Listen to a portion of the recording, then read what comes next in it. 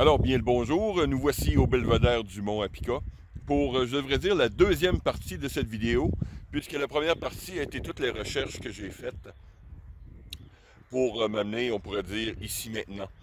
À l'arrière, là-bas, c'est la coordonnée du point d'impact que j'ai de l'écrasement de l'avion de mon père. Donc, il va y avoir plusieurs défis actuellement. J'ai planifié des trucs, mais sur le terrain, ça va se traduire complètement différemment. Je vais retourner la caméra 2 secondes pour vous Alors montrer. Voilà. Je ne sais pas si ça se traduit bien à la caméra, mais évidemment, la descente vers le bas, j'ai la carte topographique et tout, donc c'est une descente assez abrupte tout le long. Il y a la rivière en bas, anciennement qu'on appelait la rivière Chicoutimi, là, je ne sais pas si on peut la voir, mais elle passe en bas. Il y a un petit segment là-bas, je crois. En tout cas, quelque part par là. Beaucoup plus loin, vers le sud, il y a l'ancien pont couvert qui a été détruit, je crois. Pour le reste, d'ici à la montagne, cette montagne là-bas n'a pas de nom. C'est un peu sur le flanc à droite, vers le bas, environ à ces 730 mètres d'altitude. Et je me suis fié aux histoires que j'ai eues dans les journaux et les récits des survivants. Donc, ils ont suivi grossièrement la topographie, traversé la rivière et remonté pratiquement jusqu'ici. En tout cas, pas très loin de cette route. Bon, on va arrêter. J'ai été interrompu par un touriste très sympathique, un monsieur d'Algérie et blablabla. Donc, bref, je vais reprendre. Comme, je sais pas si on voit ici la rivière. Passe un peu en bas ici. Bon, la rivière qui passe. Mais je me suis déplacé un peu en angle pour vous montrer la descente. Donc, c'est presque inévitable que je vais devoir descendre. Sinon, si je vois que c'est impossible ou extrêmement difficile, je vais devoir passer par le pont au sud et remonter la rivière et reprendre le chemin jusqu'à là. Donc, comme je vous dis, j'improvise à mesure, j'essaie de comprendre comment que les survivants ont fait leur parcours. J'ai pu le voir, comme je vous dis, avec les récits, mais ça reste grande partie, je vous dis, c'est vraiment de l'inconnu. J'ai aucune idée qu'est-ce qui va se passer pour la suite. Donc, à tantôt. Donc, je profite un peu du temps que j'ai pour patrouiller puis trouver des alternatives au cas qu'il y aurait des problèmes en haut. Je suis descendu au sud, quelques kilomètres, où il y a une ancienne jonction que j'ai vue sur la carte topographique. Maintenant, ça va, voilà. Voilà. Il y a un bâtiment plutôt moderne, mais je voyais sur la carte topographique que j'avais un sentier. Donc, si je regarde ici, je vais retourner la caméra pour vous montrer. Donc, pour se localiser, on a la 169 ici. En haut, si vous voyez l'antenne là-bas, ça c'est le Mont Apica. En bas, où vous voyez le viaduc, c'est la rivière anciennement Chicoutimi. Et le relais. Et il y a des affiches, et ces affiches, évidemment, sont faites pour la motoneige l'hiver. Donc, je voyais ici. Et en bas, j'en vois une autre. Donc, il semble avoir, si je me fie à ma carte topographique, un sentier qui partirait d'ici et qui semble traverser la rivière et poursuivre jusque beaucoup plus haut, mais qui arriverait à mon objectif. Donc, ça serait mon alternative que j'ai, vous voyez? Ça va avoir vraiment de l'activité ici. Donc, ça pourrait faciliter largement. Oh, les mouches commencent déjà quand on rentre. Je ne suis pas encore en mode moustique. Donc, voilà. Bon, j'ai décidé quand même de faire une petite requis pour confirmer. Et voilà, le sentier. On voit les affiches, les traces souvent des machines qui viennent entretenir le sentier.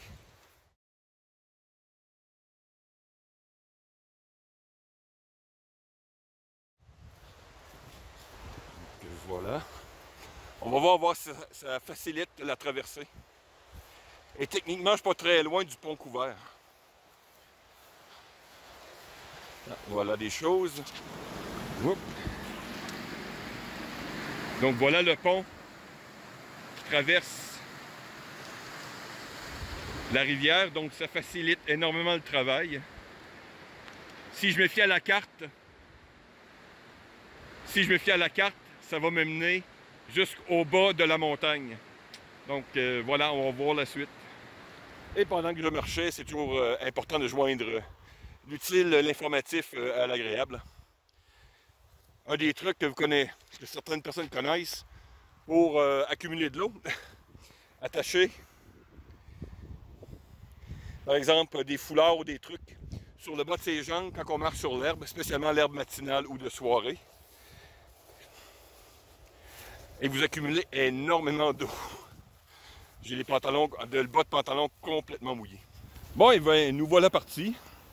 Avec le seul membre de mon équipe, Patrick, à l'arrière. Donc, comme je vous l'ai dit ce matin, pour plus de facilité, donc on va rallonger en utilisant les sentiers de motoneige. Mais ça va réduire nos risques et la fatigue. Pour le reste, j'en ai aucune idée. On va improviser à mesure. Donc, à tantôt. Bon, nous avons progressé extrêmement rapidement, plus rapidement que j'anticipais. Un problème qui est arrivé tantôt, c'est que sur les cartes topo et le reste, la traversée d'une rivière nous a induit en erreur et on est toujours sur la rive gauche de la rivière. Et là, notre objectif est à peu près en avant, si vous voyez sur la caméra. Là, on est vraiment du côté de la rivière. Donc là, on a un problème, c'est essayer de trouver une manière de traverser sur la rive droite. Donc, je vais essayer, on est pratiquement, comme je vous dis, presque plein est. Donc, notre problème va arriver, essayer de se trouver, soit si on n'a pas de piste, trouver un marquage, se faire un marquage de terrain et littéralement traverser. La rivière, elle n'est pas nécessairement très loin, mais en cas d'urgence, ce bois ici devient noir, comme on dit en mon québécois, comme dans le cul d'un ours. Hein? Donc, c'est ce qui va arriver. Mais environ dans les 100 mètres qu'on a actuellement, il faut vraiment que je trouve une traversée vers la rivière. Donc, on se retrouve de l'autre côté. Donc, après consultation sur le terrain, on n'a pas d'autre choix que de traverser vers la rivière. Donc, qu'est-ce qu'on fait, bien sûr, c'est que juste au cas où, même si c'est encore plein jour, il peut nous arriver une urgence, n'importe quoi. Donc, j'ai rentré une coordonnée, mais j'ai aussi pété un ciel-allume juste au cas où. Donc, maintenant, on va traverser ceci plein est et pour se retrouver à la rivière. Donc, à tantôt. Donc, hors sentier, la progression se fait bien. C'est du bois sale. Mais la progression se fait relativement bien. C'est très texturé, donc on a vraiment un mix conifère feuillu.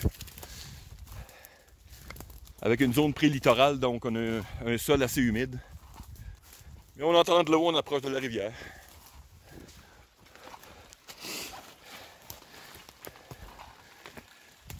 Bon, de l'eau. Une petite montée. Et hop! Jusqu'à date, on a tout ce qu'il faut pour survivre ici. Je t'ai pas fait goûter du cambium encore. On en a à profusion ici. Depuis tantôt, j'ai vu, on a de l'eau, on a quelques champignons inexceptionnels, mais comestibles.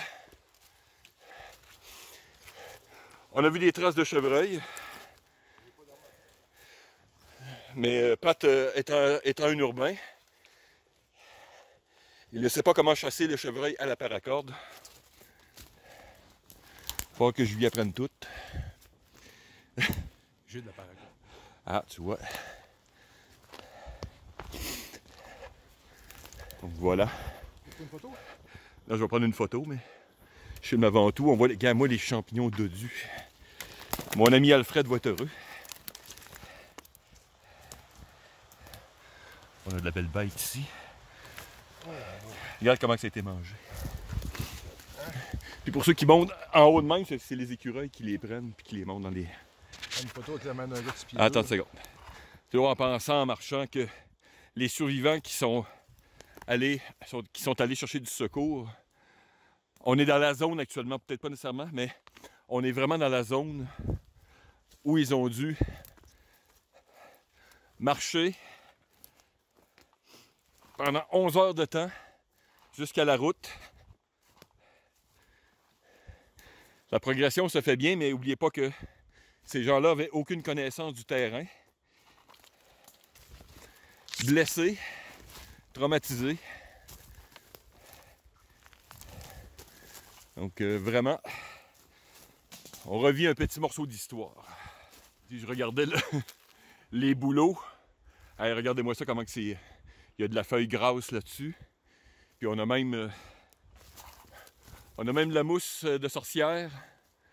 Comme je disais à mon ami Pat, j'ai dit quelqu'un qui peut pas partir un feu ici et vraiment ne tient pas à vivre.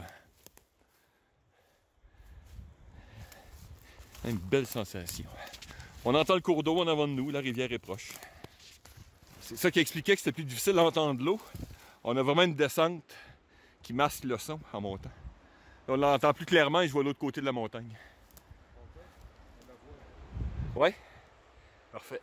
Ah ben oui, gars. Bon, ben allons-y. En passant ici, si vous voyez, c'est bourré de cornouillers. Donc, à avoir du temps, on pourrait se faire un superbe sorbet. Parce qu'on entend de quoi? Non, c'est vraiment ça, c'est pas la rivière. Ah. Wow. Non, on va passer ici à droite. C'est non. Je m'enfarge ici. Recule, recule. Je suis poigné.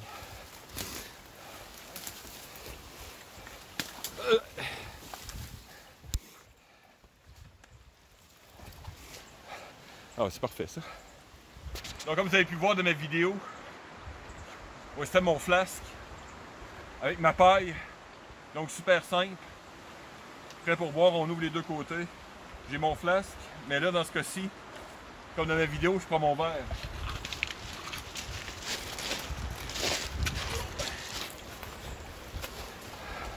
On prend son eau.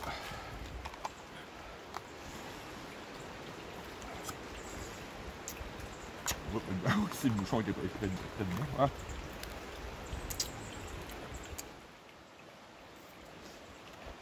Donc voilà le système. Ah.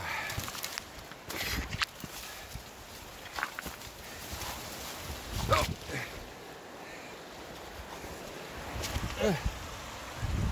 Oh wow.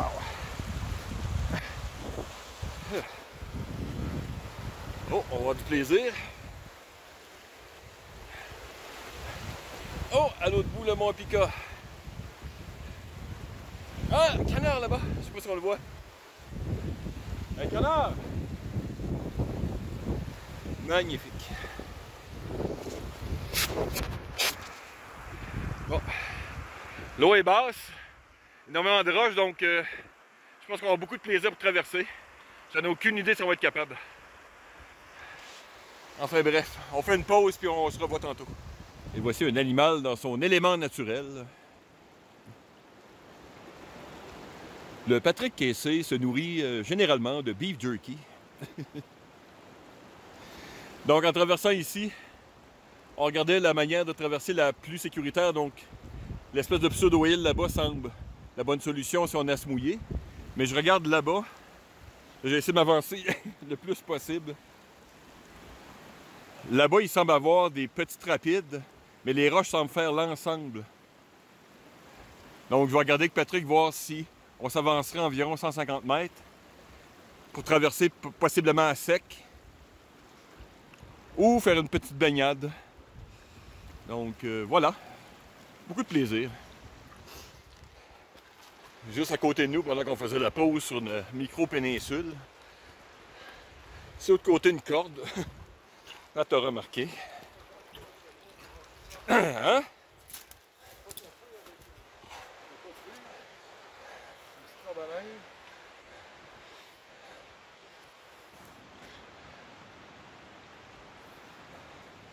T'as des braconneurs.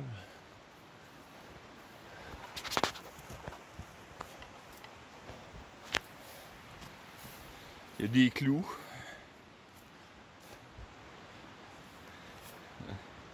Étrange. Bon, nous voilà au rapide que j'avais vu tantôt. Je pensais que ça allait améliorer la situation, mais c'est du pareil au même. Il y a juste plus de courant.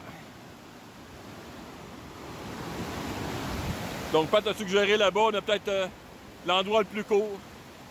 Donc, on va essayer de progresser encore à la butée là-bas. Essayer de voir si on est capable de traverser.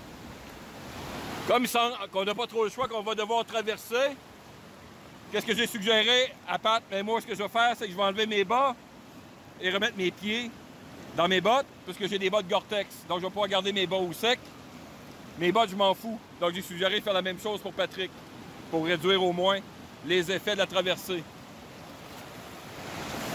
Mon pote est en position de partir en premier. C'est dangereux la manœuvre actuellement, donc on fait des tests. Moi, j'ai un peu d'expérience au Yukon, j'avais des choses similaires dans les Mud Flats. Mais là-bas, la zone est dangereuse.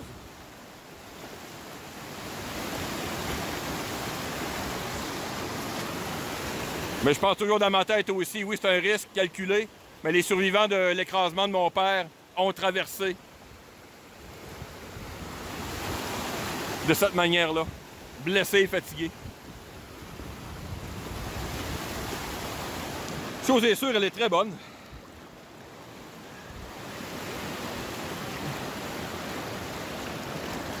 Fais attention, on progresse lentement, mais l'eau est très bonne. Il fait extrêmement chaud actuellement, donc voilà, un risque calculé, mais bien faisant. Alors, on a essayé de traverser plus haut là-bas.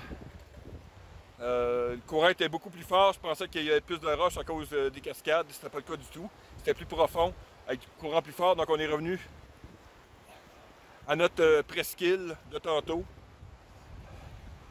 Donc, bref.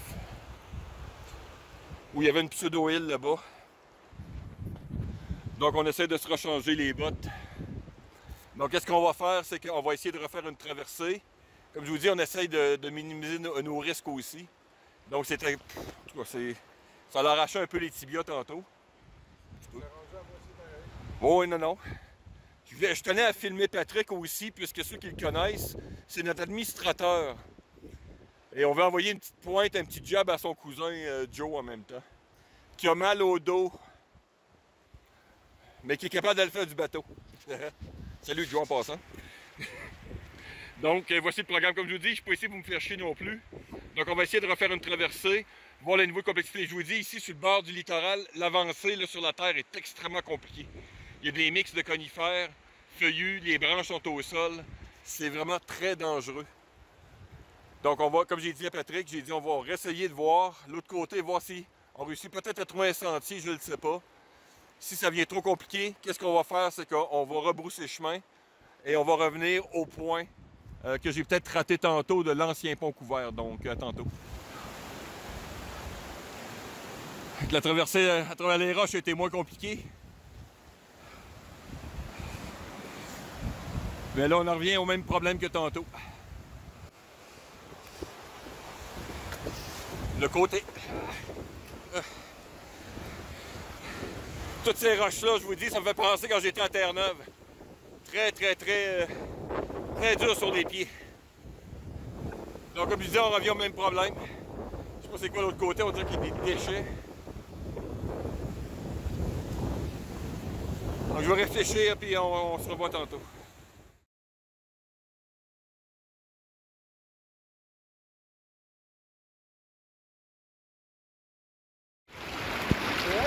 Oui. Hop.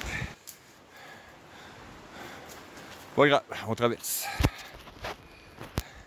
C'est ça l'aventure. Donc on vient de découvrir un étron d'ours avec une trace de patte. Il n'est pas très gros. Ours noir sûrement. Donc on va rester, ça s'en vient l'heure de la prédation, donc il faut faire attention.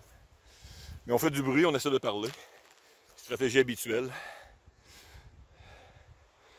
Donc, attention aux rencontres. Bon, après un certain temps à travers ce bois, nous sommes revenus sur le sentier dont nous étions tantôt. Donc, nous retournons, comme j'avais dit, vers la jonction du pont. À tantôt.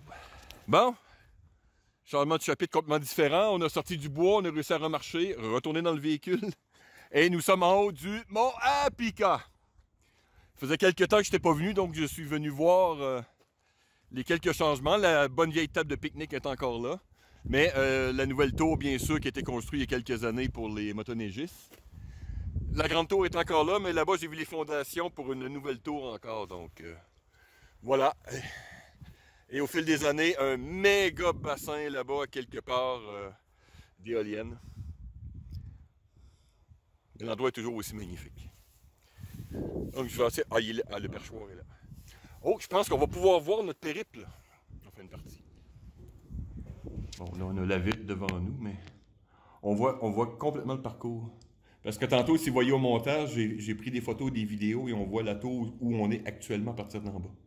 Donc, forcément, Patrick, là, la section qui est visible en bas là-bas, là, c'est forcément de là. Regarde, on voit les roches. Puis tantôt, j'ai filmé, puis on voyait ici, donc c'est là, la semi-petite péninsule qu'on a.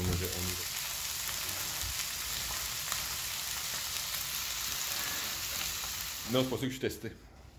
Donc, c'est le moment parfait, puisqu'on mange vraiment à la bonne franquette. D'essayer ce superbe outil. Comme vous le savez, vous me connaissez, hein? La règle Scotty, fait une tâche, un outil. Mais ici, j'en ai 3 dans la même objet de désir. J'ai une cuillère à soupe, quelque chose qui ressemble à une fourchette, et quelque chose pour couper cette magnifique viande. Donc, Patrick va m'assister. Avec mon layup. Bon, on voit des gens de qualité. Pique donc ça que je puisse filmer et piquer en même temps. Non, non, mais coupe pas avec ton couteau! Ou je dois couper mon couteau à moi, là. Je te tiens. Tiens-moi juste ça. Oh, faut que mes youtubeurs regardent. Ah, ben regardons ça. Étonnamment, maintenant, on va regarder les pattes. Hein? Et voilà. Bon. Est-ce que ça a fait le travail pour l'instant? Oui. Maintenant, essayons la fourchette. Là, je regarde dans... Étonnamment, oui. Je sais pas si j'aurai l'occasion de tester la soupe, mais étonnamment, pour l'instant, ça marche avec ce délicieux morceau de viande.